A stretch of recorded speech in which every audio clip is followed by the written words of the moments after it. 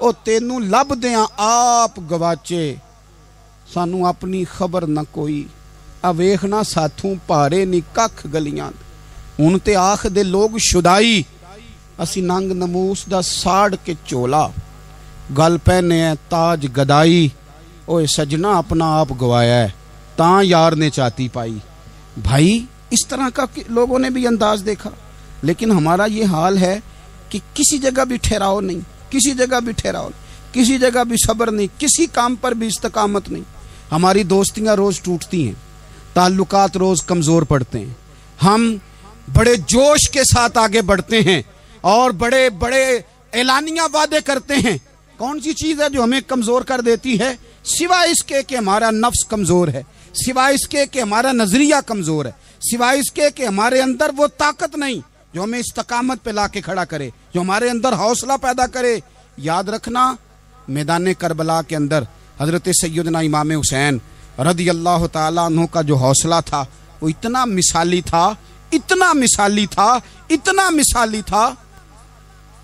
ایک جنازہ گھر میں اٹھ جائے نا اور خدا معاف کرے وہ کسی جوان کا ہو تو بوڑھے کی کمر کئی روز کھڑی نہیں ہوتی. لیکن کربلا کے اس شاہ سوار کی کہانی بھی سننا میرے بھائی, جو اپنے کندھے پہ صبح سے لاشیں اٹھا کے لا رہے ہیں. صبح سے امام علی مقام لاشیں اٹھا کے لاتے ہیں. حضرت قاسم بن حسن کا لاشا اٹھا کے لا کے رکھا. حضرت علی اکبر شہید ہو گئے, آواز دی ابا جی سنبھالنا, تو لاش مبارک اٹھا کے رکھی. جناب علی اصغر کی لاش اٹھا کے رکھی. بھائی بڑے پیارے ہوتے ہیں, بڑے ہی پیارے ہوتے ہیں. نہ مانے ہم اپنی اولادوں کے سامنے پر بڑے پیارے ہوتے ہیں, جتنا مرضی شکوا کریں. بھائی پائیاں دیاں باواں ہوندے تے بھائی پائیاں دے ویری بڑے پیارے ہوتے ہیں. کیا کریں بھائی جو ہوئے نہیں ان کی تکلیف سہی جاتی. حضرت عباس رضی اللہ تعالیٰ عنہ کو جب امام علی مقام اٹھا کے لا رہے تھے تو ایک منٹ کے لیے رکے اور کہنے لگے اللہ اب میری کمر کمزور پڑ گئی ہے, میرا بھائی چلا گیا تو پیچھے سے نا کچھ کمزور پڑ گئی ہے. اتنی ساری میتیں اٹھا کے لا کے اتنا حوصلہ حسین ابن علی کا. پھر جا کے امام علی مقام گرم ریت سے تیمم کرتے ہیں, پھر وہ گھوڑے پہ بیٹھتے ہیں, پھر وہ رجز پڑھتے ہیں, پھر وہ خطبہ دیتے ہیں, پھر وہ حق کا اعلان کرتے ہیں, پھر وہ ظلم کو للکارتے ہیں, پھر وہ 56 سال کے بڑھاپے میں جب میدان میں گھوڑے کو ایڑی لگا کے آتے ہیں اور اس طرح کاٹتے ہیں یزیدیوں کی کمر کو, گلوں کو, کہ عمر بن سعد کہتا ہے اکیلے اکیلے نہ جاؤ, یہ کوئی معمولی ہے, یہ علی حیدر کا لال ہے. اکیلے اکیلے جاؤ گے تو لشکر کاٹ دے گا, یک بارگی حملہ کرو, یک بارگی. پھر ہو سکتا ہے حسین تمہارے قابو آئے. امام علی مقام میدان کربلا میں جب تیر کھا رہے تھے تو تجھے حوصلہ سکھا رہے تھے, مجھے حوصلہ سکھا رہے تھے. جب وہ میدان کربلا میں نیزے کھا رہے تھے, زخم لے رہے تھے تو ڈٹنا سکھا رہے تھے, حوصلہ کرنا سکھا رہے تھے. بات بات پہ کمزور پڑنے والوں, ملت کے جوانوں, ابھی تو تم نے بہت سارے اجالے لانے ہیں, ابھی تو کئی اندھیروں سے لڑنا ہے, ابھی تو کئی شمع جلانی ہے, ابھی تو بہت سارے گھر ہیں جو منتظر ہیں کہ تم انقلاب لاؤ گے, ابھی تو بہت ساری آبادیاں ہیں جہاں تم نے امن قائم کرنا ہے, ابھی تو بہت سارے شہر ہیں جہاں سے تم نے ظلم مٹانا ہے, ابھی تو بہت ساری جگہ ہیں جہاں تمہارے نام کے دیپ جلیں گے, جہاں تم جا کے اسلام کے نام کی تختی لگاؤ گے. ابھی تو بہت سارے مینارے ہیں جن پہ تم نے لا الہ الا اللہ محمد الرسول اللہ کے نام کا جھنڈا لگانا ہے. ابھی تو آگے بڑھنا ہے, ابھی تو بہت سارا کام کرنا باقی. اقبال کہنے لگے کہ وقت رخصت ہے کہاں, کام ابھی باقی ہے, اور لوگوں نور توحید کا اتمام ابھی باقی ہے. اور ایک شاعر اور بولے, وہ کہنے لگے مسلمانوں نہ گھبراؤ, خدا کی شان باقی ہے, ابھی اسلام زندہ ہے, ابھی قرآن باقی ہے.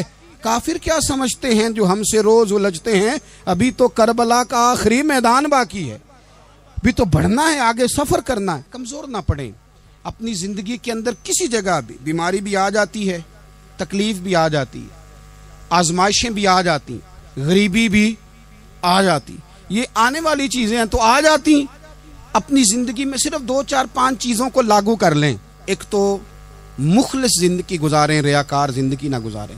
جو لوگ ریاکار ہوتے ہیں وہ بزدل ہوتے ہیں، جو ریاکار ہوتے ہیں وہ دکاندار ہوتے ہیں، جو ریاکار ہوتے ہیں وہ اداکار ہوتے ہیں، جو ریاکار ہوتے ہیں ان کے پاس ایک کریکٹر رہ جاتا ہے، اندر ان کے کچھ بھی نہیں ہوتا، خالی ہو جاتا ہے سارا۔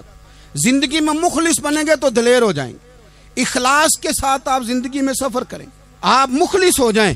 میرے رسول پاک صلی اللہ علیہ وسلم نے فرمایا مخلص ہو جاؤ، اللہ کے رضا والے ہو جاؤ، مخلص ہو جاؤ، تمہارا تھوڑا عمل بھی تمہارے لیے زیادہ ہو جائے گا، تمہیں کفایت کر جائے گا تھوڑا عمل۔ اللہ کے علاوہ کسی سے ڈرنا چھوڑ دیں، غیر کا خوف دل سے نکال دیں، خوف نکال دیں، اپنی زندگی میں غیر کا خوف نکال دیں، نکال پھینکیں آپ امیروں کا خوف، نکال پھینکیں دنیا کیا کہے گی۔ یاد رکھنا عزتیں بھی رب دیتا ہے، ذلتیں بھی اس کی مشیت کا تقاضا ہوتی ہیں، رزق کا مالک بھی اللہ ہے۔ حضرت مولا علی سے کسی نے کہا کہ آپ اپنے ساتھ حارس کیوں نہیں رکھتے، گن مین کیوں نہیں رکھتے، باڈی گارڈ کیوں نہیں رکھتے؟ تو حضرت علی فرمانے لگے موت سب سے بڑی محافظ ہے، وقت سے پہلے آتی نہیں، آ سکتی نہیں۔ آپ غیر کا خوف نکال باہر پھینکیں۔ ایک جملہ میدان کربلا میں امام حسین نے کہا تھا، ایک جملہ، اور وہ جملہ اتنا طاقتور ہے کہ اگر سونے کے پانی سے لکھا جائے، ہیروں سے تولا جائے تو یہ ساری چیزیں کمزور پڑ جائیں۔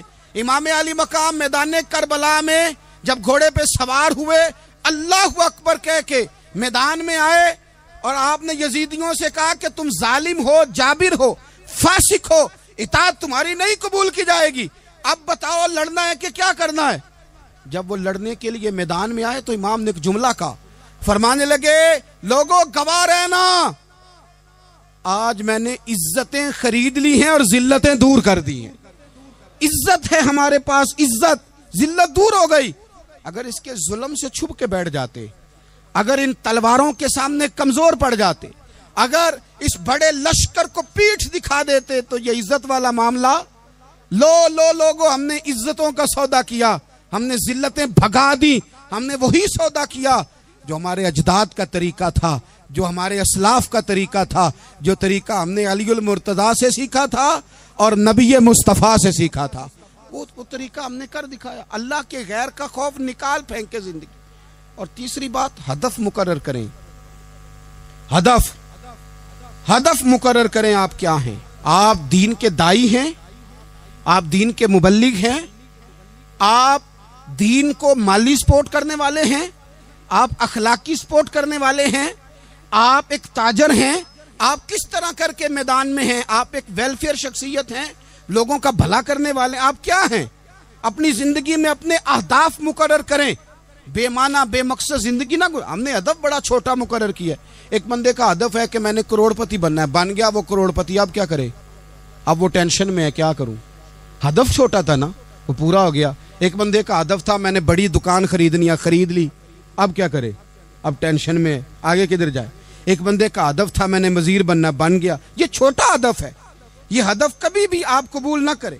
ایک ہدف وہ تھا جو یزید نے اختیار کیا کہ مجھے حکومت پہ بیٹھنا ہے، ایک ہدف وہ تھا جو عبید اللہ ابن زیاد کا تھا کہ مجھے گورنر بننا ہے، ایک ہدف وہ تھا جو عمر بن سعد کا تھا کہ مجھے رے کی حکومت لینی ہے۔